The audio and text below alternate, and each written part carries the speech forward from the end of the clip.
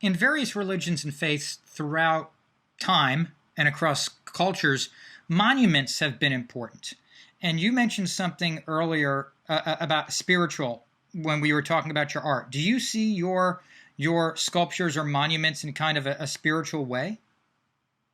I think personally, I consider it as I am writing my book, The Art of Healing, and in the introduction, I talk about me seeing my work as my path to salvation.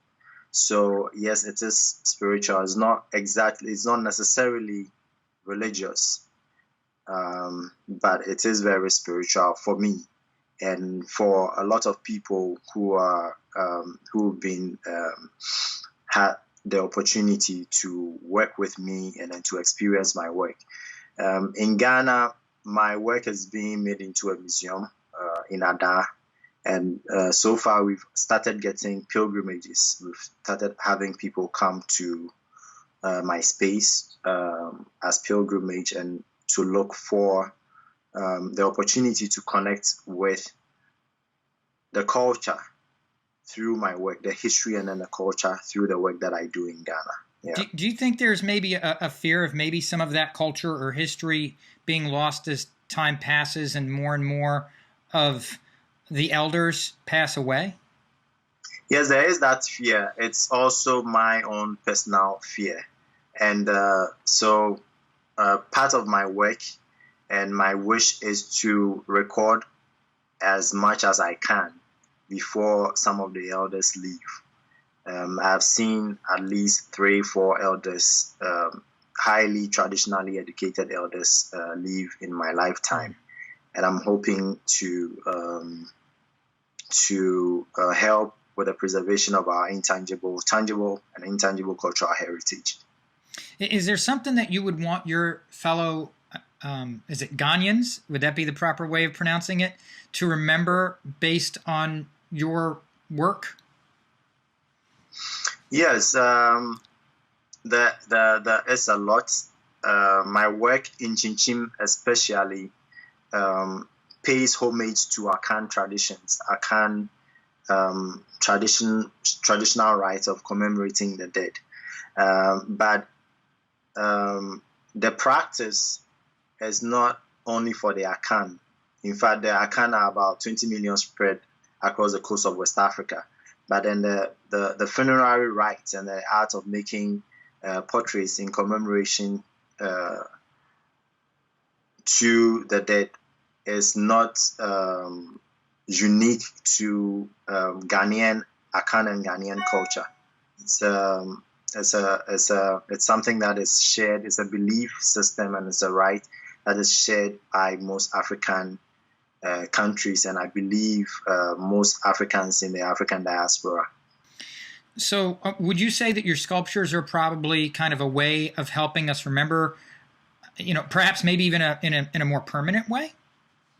Yes, my sculpture and what it represents borrows from what was done by those before me, traditional artists and healers before me. And I hope that it becomes a beacon to healing. It becomes a medium through which people can heal. And healing not only from the trauma of the transatlantic slave trade, but then the trauma of being ripped away from our culture and being ripped away from our history. When you work with such important subject matter, do you feel more pressure to get it right?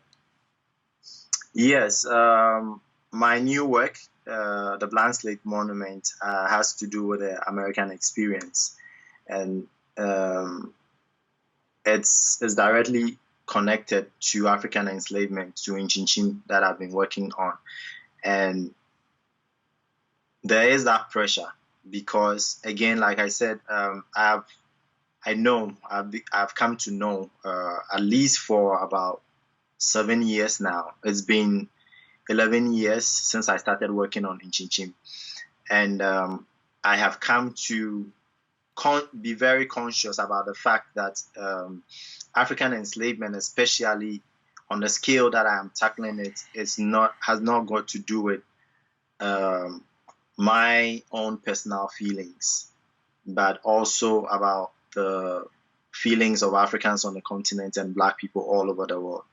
So tell us about what I consider your breakout sculptures here in the States, Inchinchim installation in Montgomery, Alabama.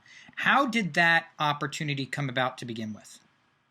Well, EJI reached out to me in 2017, around 2017, and this was through the vision of Brian Stevenson. In fact, since I contributed to the Lynching Museum in Alabama, Brian has been consistent in supporting my work and my vision as well. I think that to some extent we don't talk on an everyday basis, but whenever we do get to work, there is some sort of mentorship and guidance, because Brian is also a great visionary in his own right, and so I've learned a lot passively through the contact.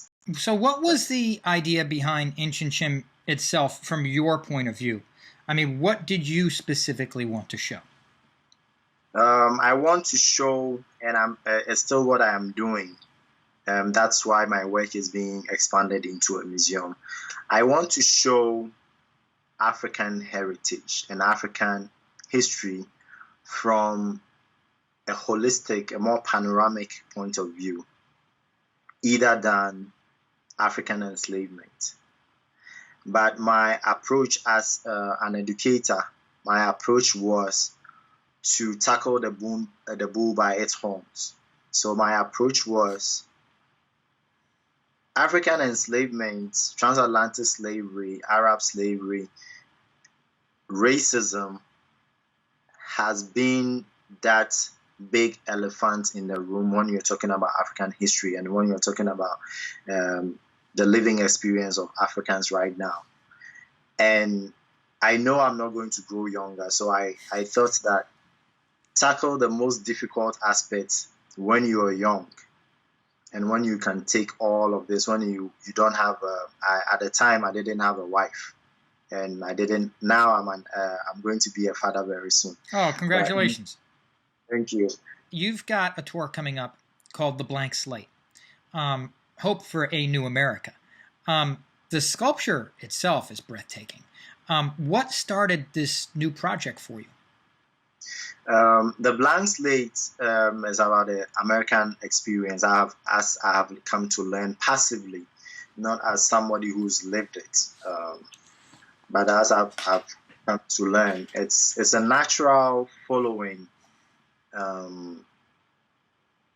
It's a natural progression to the story that I want to tell and to the story that I'm telling, or to the narrative that I've become a part of.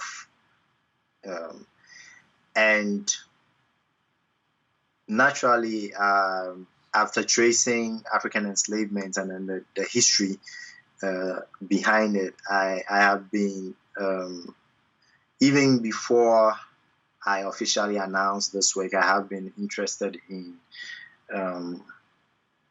the history after Africans left the continent or were ripped off from their loved ones from the continent, and then what is happening in their current lives.